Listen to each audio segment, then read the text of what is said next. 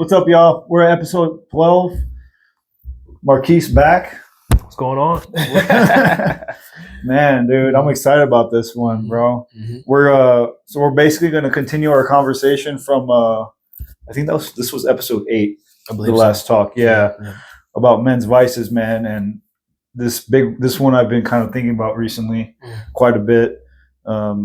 Is a big vice that I don't think. I mean, probably this is probably a big one for women too, but men, being a leader is just making excuses for yourself, and that's kind of what I wanted to start with this one, because I feel like that kind of goes under the category of vices.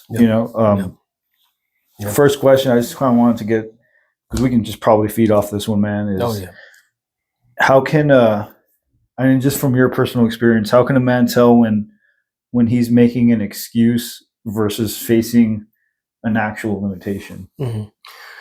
Man, that's that feels very personal to me.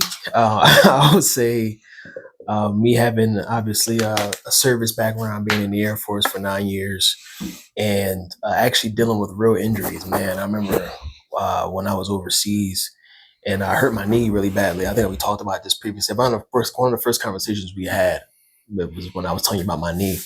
And I hurt my knee overseas, man, and I immediately was just like, this is going to be a tough deployment. I don't know how I'm going to do it, and having to be able, and not being able to work in a civil engineering squadron and be on feet a lot. And so I remember thinking, man, I could just ask my supervisor, ask my commander, hey, like, listen, man, because I knew for a fact that I tore something. And obviously we talked about it was my meniscus, but I was told, it was a bone bruise and everything of that nature, because obviously I'm a vital part to the mission overseas when I was in. And I had two options, man. I can either complain about it and say, hey, I can't be here. I need to go, and this pain is too much. And that would have been, again, that's a real limitation, my effectiveness of my job. But something in me was just telling me, man, I need to be here. I need to be overseas. I need to be doing this. I need to be embracing something other than myself, living for something bigger than myself. That was honestly, it was just something that was rooted in me, how I was raised, duty first from my grandmother. And so with that, man, I remember just really feeling it every day. And I really had to go into a space into my mind where this didn't mean anything. The pain I was going through, that I was here for a bigger purpose. And that purpose is pretty personal to me, and that's just who I am when I wake up in the morning, So I would say with limitations and just making excuses, I think the great divide for me personally is, knowing what your limitations are and attacking those with no excuses. Right. No excuses. See what your limitations are and see how you can manage it. And I think that's how I've always lived my life, is managing my limitations. And that is just one example of it. Yeah, you know what that reminds me of? Have you ever heard of when Kobe tore his Achilles tendon? And he was in an interview, and I think I remember somebody asked him, how are you able to get up and still make the free throws and walk out with the torn Achilles tendon? And he said, well, if I was in that situation and my house was on fire, I would still get up and get my kids out, so that this doesn't actually stop me from doing what I would have to do. I was like, damn, he's different. Yeah. He is a different I was dude, like, man. That's why he's the Black Mamba, man. Absolutely. So that's why, these excuses, man, is it an actual limitation, or is it almost like an addiction to stop yourself? Like you're trying to keep accountability from yourself. You know what I'm saying? Because I know personally for me this past year, man, so last year, business wise, I was recently looking back, there was a few setbacks for sure, 100%. But I look back and there was just so many things that I could have done better. And I was thinking, I was like, damn, I made a fuck ton of excuses, dude, of why something didn't work out, somebody left. And at the end of the day, I was like, well, yeah, maybe certain circumstances were tough, but at the end of the day, like I could have been a better leader. Yeah.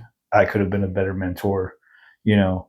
And that, man, as much as it sucks to say that or think that, it's almost freeing. I was just about to say that. You know, does that make sense? Oh yeah, it's liberating. It's liberating. Like I feel like almost the weight's off my chest. You know, it's just like I just need to do better. That's really all it is.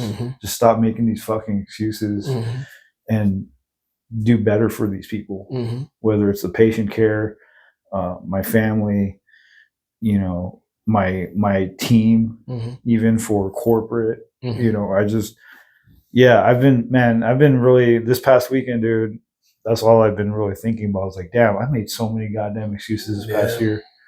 That's all about it. You know, and just, I think I'm pretty excited about getting back in there, and I won't say fixing it, but just stop making excuses. Yeah. You know? Yeah. But that's, I don't know, man.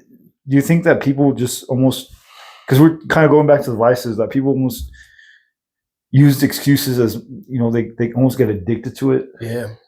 Yeah, because I do believe so. And I think with anything that's not checked in moderation, which we talked about before, is, you know, excuses they're like the invisible weights, right? We don't see them, but we're constantly, as soon as you make an excuse, you put another weight in your backpack, and that was slugging you down.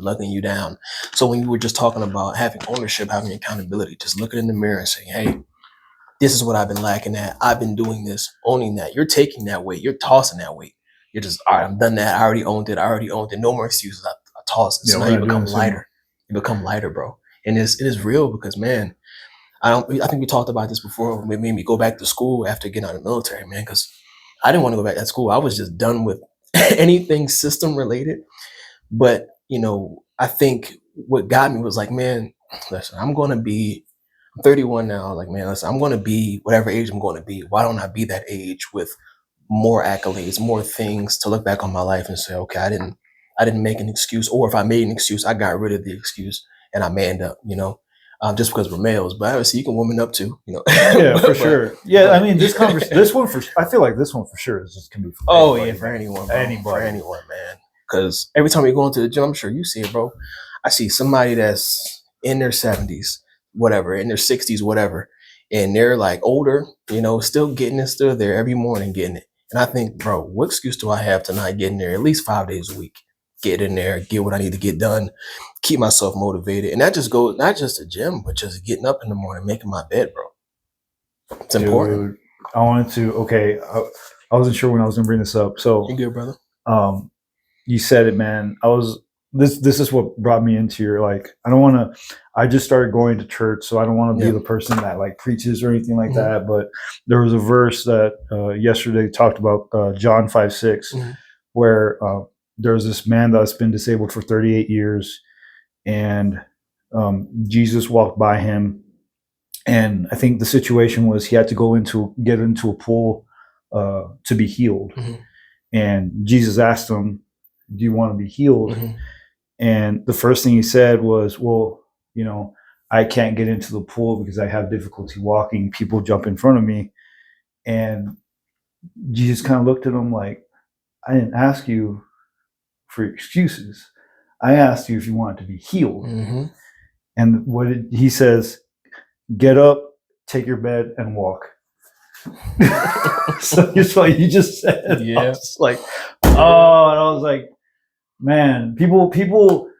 Sometimes I'm thinking, do people actually want to be healed, or are they just like, hey, like I say, but let's say I'm in the clinic, bro, and I'm treating somebody, and I'm literally giving them the tools to help themselves, and they're not doing what they're supposed to. So I'm thinking, do some of these people actually want to get better, or do they just want to kind of stay in this victim mentality? You know what I'm saying? Just, man, dude, that, like, yesterday, it was crazy. There was I'm blanking on the guy's name, but he was actually the pastor for the Raiders that went to that. Yeah, it was so good, dude. It was so good. But yeah, that's kind of what I've been on lately. Yeah. and just That's good, man. That's good, man. yeah. It is. Because any form of righteousness, any form of faith, I think that's all beautiful. It's good for the soul. It's good for the soul. Oh, so good. Mhm. So good. And it's more also like I just want to make sure that I'm around the right people Right. too. Right. And between the gym and then, whichever service you go to, Mhm. like those people should want to try to get better Mhm.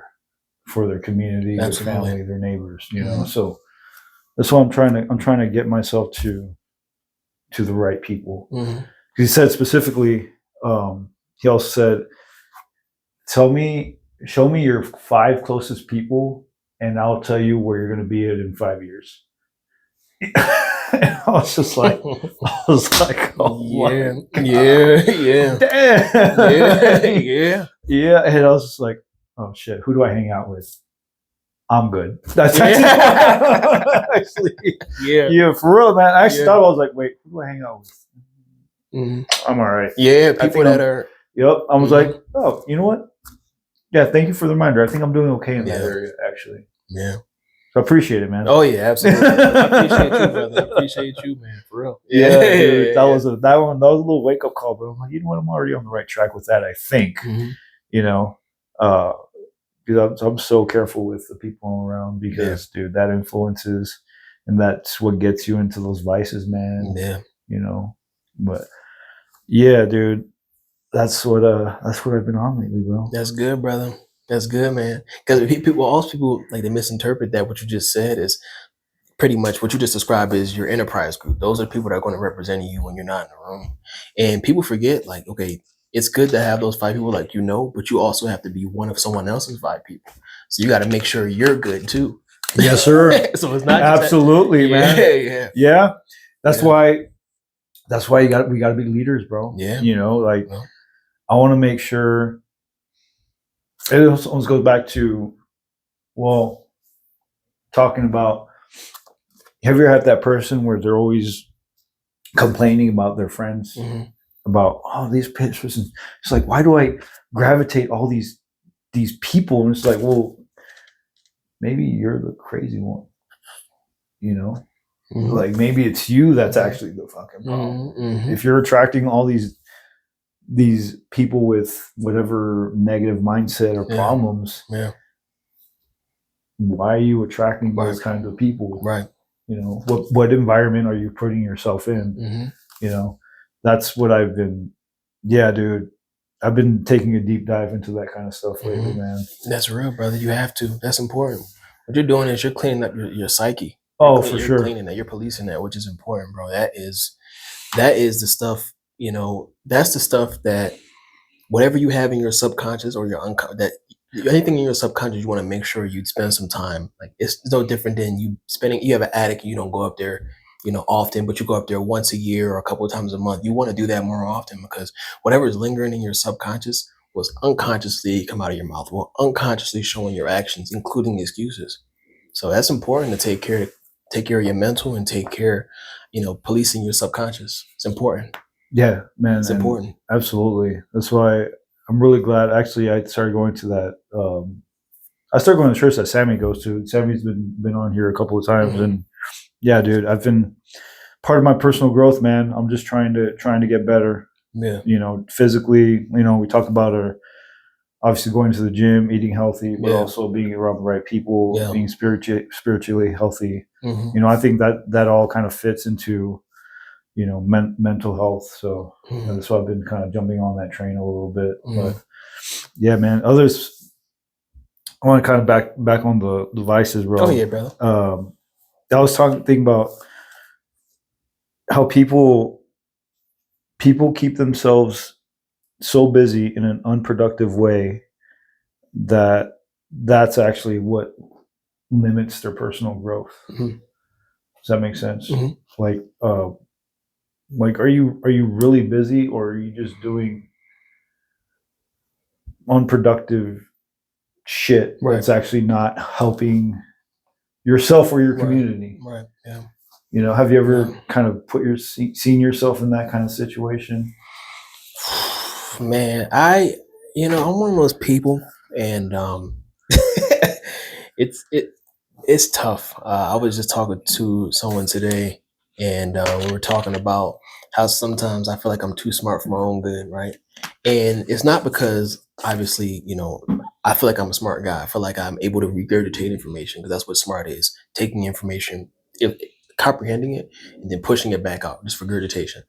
So I think it's the responsibility of knowing how to do the right thing, knowing the right thing, and actually executing it. It's a space in between that. Because you can know something and know it's the right thing to do, but they don't understand, or people don't understand how tough it is to actually execute that consistently. You think it's this close. It's really like this close, or this close. It's far. So I think oftentimes, to answer your question, I believe it's the responsibility of the knowledge that we have, or accepting that we make excuses, but accepting the fact that, okay, I can make excuses, or I could really just man up or woman up and accept the responsibility and my duty to my community and to the people around me. And it's easier said than done, bro. I mean, I'm not gonna lie. Like, oh man, it's every week, bro. I feel like it gets tougher because the more I climb, the more I take that step into my path, it's more to lose. Any situation you're in, you can be driving to the gym, driving to the grocery store, and somebody cuts you off. Don't even use their signal, just swing in front of you. And the first thing you think of as a man, people that look up to you and things you want to protect, your emotion comes out. You think this is some bullshit. Like, what are you doing? Like, I have a lot to lose. I have family. I have little ones. I have people that I care for, my mother, my father, whatever it is. And that emotional reaction comes, but it's the responsibility of knowing that exists, that it kicks in that second thought. And it's like, calm down, just chill out, relax. Don't flip this person off. Don't roll down my window. Don't grill them. Don't do anything. Just turn on some whatever I know you're talking about Metallica earlier. Turn on some Metallica and just blast it when you get into the parking lot and just let it all out. And then, because understand, man, your community is looking up to you. Things need you. People need you. The responsibility. And I think that's the toughest thing, man, is the knowledge of being too smart or knowing all these things and then executing is like that. But you have to keep in mind that gap fills a community. The more you close that gap, the more you can help your community. Yeah, man, it's hard being consistent, dude. Bro, it's hard. It's so hard, man. With anything, man. Yeah, because anything. I still have my I had a moment. Was it last week where with somebody that I kind of got upset, and I have no poker face sometimes when I get pissed off, dude. It just like. No, I know. Immediate. Yeah, we talked. Yeah, I think we talked about it. Yeah. And I'm looking back. I was kind of thinking about. I was like, man, I need to apologize to this person. Like, it wasn't that big of a deal. It was just a little communication error, And again, coming back to the excuses, I blamed all of it kind of on her. But at the end of the day, I was like, nah, I could have definitely communicated a lot better. Like, this was kind of on me too, but I didn't. Again, I was like, no, that was actually on me. But of course, I pushed it on somebody else, and then I think it was like, well, that's the victim mentality, man. I'm blaming somebody else for something that, it's probably like 60-40. Yeah. At the also like maybe even 70-30. This was fucking my fault, dude. And I just my initial reaction was anger, and I was like, nah, I need to apologize, actually.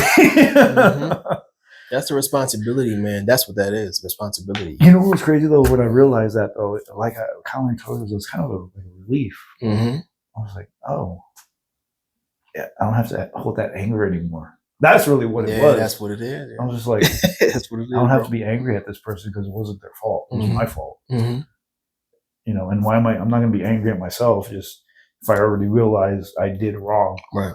I just have to go back and it's too late to fix it, but just forgive. Right. That's all it is. Yeah. That forgiveness is important. But not forgive the mistake. Forgive that I had that reaction more than anything. Right. That's And I was like, no, man, that is so cleansing. Yeah. Yeah, Yeah. it felt good when I realized, oh yeah, I fucked up. It's human, bro. That's the thing. Is like, man, I think half of the battle, or maybe 75% of the battle, is the fact that, bro, we're human. So to having that reaction, if you're, somebody cuts in front of you, don't use a turning signal. The reaction is human, bro. We're inclined to show emotion. Emotion is a spectrum. Anger, laughter, crying, whatever, smiling. It's all emotional will. So I think Yeah, we're not AI, bro. yeah, bro, we're not robots. Like we feel everything, man. I think that's what you're describing is pretty much you felt it, but you realize you have to get rid of it. And the only way to get rid of it is to forgive the fact that you had that reaction. That's okay. That's It's okay. all right. That's That's all right. okay. As long as you forgive, man. That's it. That's all it is, bro. That's it, brother. But why do, man, like, because I mean, I just said I'm guilty of myself, bro. Why do we always get back to that victim mentality? Like, it's just, Yeah. it's not like I did it on purpose, but no, it just immediately, oh, it's your fault. Right. Oh, why did you do this? Right. Like, why does, like, what do you, like, why do you think that just, I think a lot of behaviors are taught, man. I think, and I don't want to get too into the rabbit hole, but I do understand the world in the way it is. And I think a lot of times, there's we kind of in this society where there's always someone to blame, and I think like outward, I think a lot of people we place blame outward, even myself. Sometimes I place blame outward when the blame really needs to be inward. I think a lot of times if we put that blame inward, and actually, because when you think of when you're pointing at somebody, you have three fingers pointing back at you, but people ignore that because they really want to point at someone. But if you actually put that back into you, think about it. I mean, there's about over 1 billion people on the earth, well, especially in the United States. And imagine if anything that we did to affect someone negatively or whatever, imagine if we put that energy back into ourselves to forgive and to actually check ourselves and actually look in the mirror and say, okay, I can be a better person by doing X, Y, Z. Just one thing. Just one thing. And it could start with just changing your mentality. I think a lot of times the way the world is now, it's definitely blame, blame, blame, blame, blame, as opposed to, all right, start from inside. And some of the stuff, some things when it comes to victimization, I understand the mentality, but sometimes, bro, people, are up to no good. And I think that's the reality too. Both can be true. But I think those people that are up to no good probably should be the first ones to go inward and say, hey, I shouldn't be doing this. This is terrible. right? But hey, man, this. Oh, yeah. This is a lot of things. It's behind a lot of things. This right here, brother. That money, that green. So Yeah, man, that green dude, it makes people do some crazy ass shit. things, man. Crazy things. Hopefully, I mean, I say it, but Mhm. I think I would hope that it'd be above that kind of stuff. But like we said, we're human. Yeah, absolutely. We're all human. Yep. Yeah. How do you think? Mhm. Why do you think it's easier to explain? Because for me, like coming back to the excuses, like it's almost easier to explain the failures of like, well, I was like, well, what happened was, this person left because they got another offer somewhere else. Right. Where at the end of the day, if the mindset should be like, well, why was a person looking for another offer while they were working here? I was like, what could I have done differently to get that to happen? This kind of goes back to what I was talking about, like last year, wasn't great. Certain things happened. It's like, well, why did those things happen? For a while, I was just like, well, all this happened. Like, I'm overworked because of this. This person left. Where it was almost easier to explain. We're like, yeah, I'm fucked because of this, instead of saying, yeah, this happened because right, me, right, and I'm just like, I'm not saying that I'm perfect. Like now I've figured it all out. Yeah. That's all. No, yeah, Fuck no, no, dude. yeah. All I'm saying is, uh, Learned. I've definitely learned, Mm-hmm. Mm-hmm. Mm-hmm. and still learning. You Yeah, know, yeah. but why do people? Just because I mean I'm one of them. I did it. Probably still gonna do it because we're human. But Yeah. why do people do that? Why do people like? Why would people rather explain their failures or why they can't do stuff than actually changing their behaviors and do it?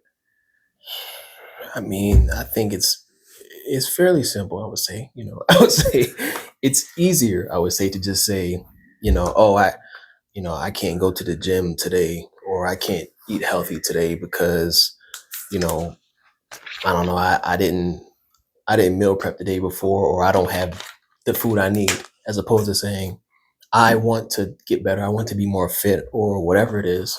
Just as an example. So let me go to the grocery store.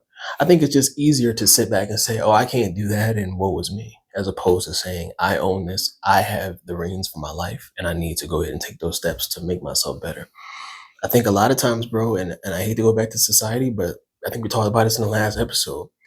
Our minds are for sale, right? So when you look at whatever commercial it is, if you're watching a video about the Eagles, if you're watching Seinfeld, whatever you're watching, look at the commercials.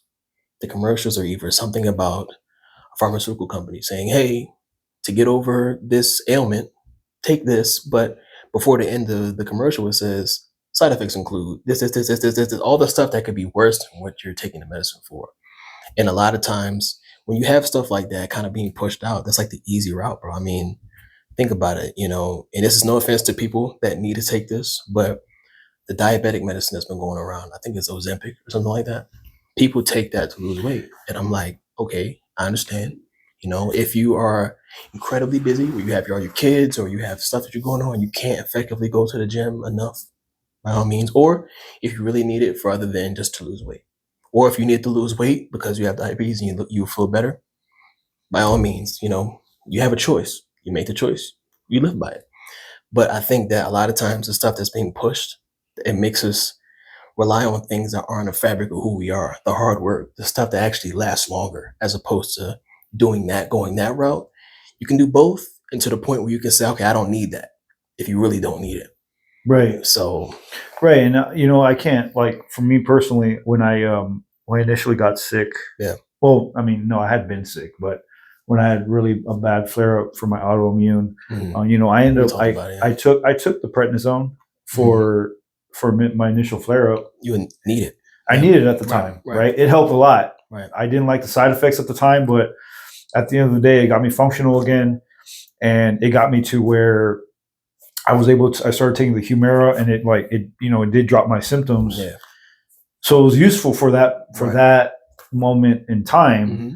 But then that's when I said, okay, well, that's great, but I also don't want to live off this. Exactly. And that's what it is. And that's when I said, okay, well, how do I figure it out where I can not have to take this anymore? It did its job, right? It got rid of my pain, or not really it got rid of my inflammation. It made my pain tolerable, let's put it that way. And now now that I'm functional, I have no excuse of figuring out a way to figure out what caused the flare ups and change it. Right. Which was stress and food and alcohol, actually. So then I started cutting off that. I was like, I took a risk. I was like, I'm gonna stop taking it, see what happens. And then COVID hit. So I was just like, fuck, maybe I should get back on it. Is it better for me if I'm on it, off of it? So I truly didn't know. And I said, you know what? I'm just going to stay off it. COVID hit. Maybe there's some crazy ass side effects with this medication and COVID. I don't know. Yeah. I really didn't know. Right. And I was like, I'm just going to, that just added to the thing. I'm like, well, so then I stayed off of it. After like 6 months, I was like, I think I'm good now. Yeah. Yeah. You never have to get back. Yeah. So for me personally, I can't hate on it because it did actually help me functionally, but long-term wise, thank God I was able to get off of it, What you're describing, bro, is using it for what you need to use it for, but you understood that this is not something that you need to use long term. You There's really no- need to get a long term natural answer, yeah, it's something not that's right. sustainable. It's not a long term fix, dude. Yeah, it's No. not. It's none of that stuff is meant to be. It shouldn't be, man. It's not meant to be a And long term. it shouldn't. And like that's why I talked about it. I forgot who I talked about. It was in one of the episodes, man. I'm gonna bring it like so. I went to the rheumatologist, and my doctor really wanted me to see a rheumatologist. And I was like, I told her, I said, I don't want to, but you know what? I'll do it for you. She's actually a really good doctor. And the reason I told her this, I was like, they're just going to try to give me injections, and I don't want injections. I've been able to, take care of myself. Right. She says, well, just still do blood work, see. Absolutely. Yeah. So I went to go see the rheumatologist, told her my story. I said, I've been off medications this long. I've been feeling really good. And then she gave me like 3 different medications she wants me to take. She said, pick one, basically. And I said, I don't want to take any of them. I'm feeling pretty good. Right. And she kind of gave me a look of like, why the fuck are you here then? That's basically what I was saying. Yeah, I'm just like, come on. Finally, I was like, yeah, I'll read through this one just to shut her up, dude. Right, because their job is to push the medicine. Yeah, to get you to keep coming back, and they make money. I almost asked her. I was like, which medication makes you the most money? I should have asked her that, but I'll take that. I'll say yes to that one. Right. That's funny. But man, that's hilarious. I was like, I'll read this one. I left and I went to my doctor. I was like, I told you they were gonna do that shit. I said, no, man, give me another rheumatologist. That one's trash. Yeah, they don't make money off of doing it the natural way, and I get it because everybody has to answer to somebody, and that brings me back to my point earlier about it kind of those fingers being pointed is like they could point and say, hey, I'm not to their bosses say, hey, this isn't the way, even though I know this is how I get paid, this isn't the way we should govern our patients, right? We should try to find natural ways, but at the same time, they run a risk of possibly losing their position and whatever it is going against the system that's already been in place, and they just been popped in it, But it sucks, man, because like what I was saying earlier about having too much knowledge and that responsibility of the knowledge. You have the responsibility of the knowledge, not just of yourself and knowing what will work for you long term, but just everything else. Saying, hey, how much will make you the most money? Because that's knowing and the knowledge, and they're probably like if you would have said that, she might have been like, how do you know that? 2, smart ass. And then 3, get out. Just get out. So, that responsibility, man. In not making excuses, bro. So it's hard though. It is not easy, man. At all, bro. It's not easy being like, yep, that was me. I fucked up. Sorry. Not at all. No. I still struggle to this day, man. I try to apologize as much as I can. Any opportunity I can, I try to apologize. I try. I really do try. I do. Yeah. I do, bro. I do. Because I'm like, man, I don't want to waste people's time, and I don't want people to feel like I'm disrespecting them. Because I always try to give people respect before they can even. I give people respect first, because I like to give people chances. We're all human beings. We all going through something that we are seen or unseen, so it is what it is. Yeah, I have a problem with giving people chances. Not gonna lie. Yeah. Not gonna lie. Like I'll have I can't give too much detail, but for example, there's a referral source that I get that the patients seem to be much more difficult because of chronic pain. And I immediately see that and I'm just like, oh man, this is gonna be tough too. Like I'm like in my mind, I'm like, fuck, okay. Make sure I have some extra time because I already know these evals take longer, right? The chronic pain takes longer. Yeah. So I look at the schedule. I'm like, okay, I got time. But then end up being like the sweetest people. Yeah. So it's just like I just need to not come in with a mindset of like hating on other people. Not hate, but just already be disappointed. Yeah. That makes sense. Yeah. Just gotta give people a chance, man. Yeah, preconceived notions. That's something that I struggle with too, man. And I have that's like that. That's what I was talking about, the subconscious thing, the things that linger in your subconscious. Those are the preconceived notions that we already have about people. And again, as I was talking about, I don't want to talk too much about society because people have their opinions, but I do think a lot of stuff is whatever we put in, what we consume, on the front of our screens, whatever it is in our daily life. And I think if people spend more time around different people, different walks of life, those excuses that you make, those whatever it is that creates those invisible barriers between understanding the next woman or man, whatever, child, whoever, that's important, bro, to get rid of all of that stuff, man. Because at the end of the day, we're just human. We're all capable. We all make mistakes, and at this particular time, we're discussing excuses, and that's a big thing too. Because you think about it, a lot of the problems that we have probably are from excuses. You think about it, you look at the world, think about the biggest problem in the world. If you find the root, it's probably someone making an excuse or somebody ignoring a truth and choosing to live in their own fabricated reality. Or bubble. That too, which is even worse. Yeah. Because it's like you already step out the door with preconceived notions about people you don't even know. And the fact that you even just had ownership about that, bro, excuse me, it's important.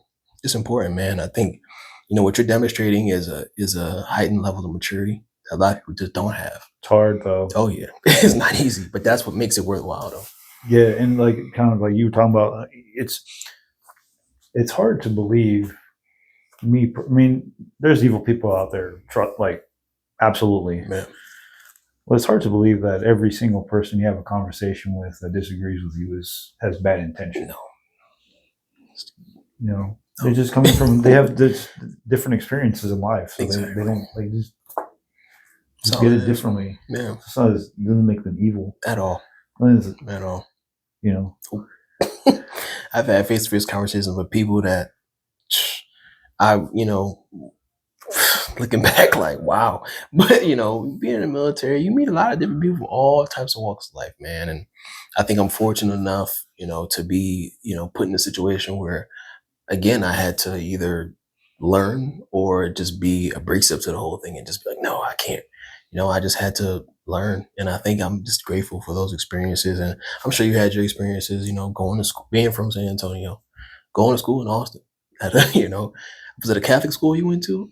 Austin, I went to it was a private school, PT school. Okay. And then I went to undergrad in Kingsville, Texas. But honestly, I probably I think the biggest culture shock was when I worked in Alamogordo, New Mexico, dude. Because man, people were different, man. Mm-hmm. Like I hear about New Mexico. They're different folks, dude. I remember everybody thought I was military. I can see that. Just the way you carry yourself. Yeah, I just had a haircut. Yeah. As soon as I come in here, that guy's like, "What is that guy doing here?" He's like military and like dressed well. Right. That's basically what. Because there was an Air Force base right next to it, Holloman.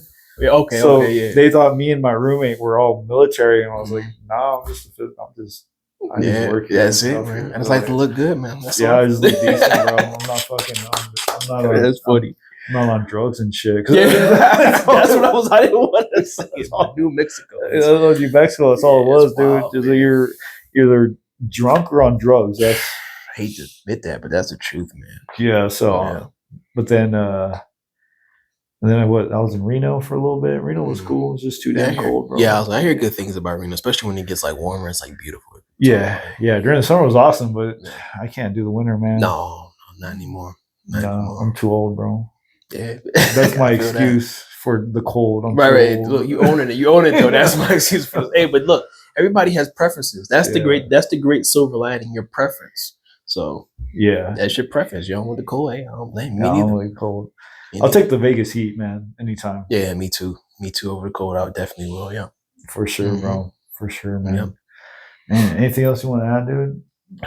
Man, I think the preconceived notions things is very important, bro. That's something. Again, like I said, I don't want to get too much into the media stuff, but like, bro, I think all that stuff's important. Just cleansing your brain and getting rid of the subconscious stuff that lingers in your brain, bro. It's important. It's hard though, man. Yeah, it's hard for sure. But yeah, I'm trying to walk the path, man. Yeah, bro. Hey, man, you're doing it, brother. Trying. Yeah, man. I'm trying, bro. Consistent. Consistent. I'm pretty consistent. I am pretty consistent. I will say that. Yeah. I actually wanted to say one thing you were discussing about religion. I think, a lot of people, especially nowadays, man, a lot of people get kind of weirded out with religion, but I think there's a great silver lining with religion, which I always appreciated. Because I was raised in a couple of different households. I believe we talked about this. I was raised in like group homes, foster care. Yeah. Obviously adopted by my grandma Nana, and obviously growing up and kind of finding my own identity. And I was around a lot of different religions, man. I think Catholicism, Jehovah's Witnesses, Christianity, Protestant, Baptist, around Islam as well. So, man, I one thing, everybody has their own thing, how they go about their faith, and that's beautiful, bro. Like I said earlier, man, I think if you have that totem that leads you to righteousness, so be it. Keeps you doing the right thing, so be it. But the great silver lining I have about religion is the fact that like religion just teaches us to use our spirit for good, right? To tap into our spirit, to have faith in self. The stories that we talk about, in religious spaces deal with people that found their spirituality, found their soul, tapped into it and use it for good. Whatever good is, because good can be whatever you choose it to be as long as you're, living with righteousness, I like to say. And that's one of the things I appreciated always about religion. Whatever religion it was something that always tied back to that, like tapping into your soul, tapping into your spirituality, and actually giving of yourself. So, man, I just wanted to say that. I meant to say that earlier, Yeah, bro. That's important, bro. That reminds me, like I don't know if I feel like I may have mentioned this before. So when I was in New Mexico, Yeah. and I started developing my skills as a clinician, Yeah. My goal at the time was I wanted to just be better than everybody else. Yeah. I wanted that if a clinician got their patient better in 7 visits, okay, well mine's gonna be better in 5. That's healthy, Like that's like that was my competition. like it was a little bit narcissistic where I was just like, okay, you're better, great, yeah, but okay, well, okay, I beat him, Yeah.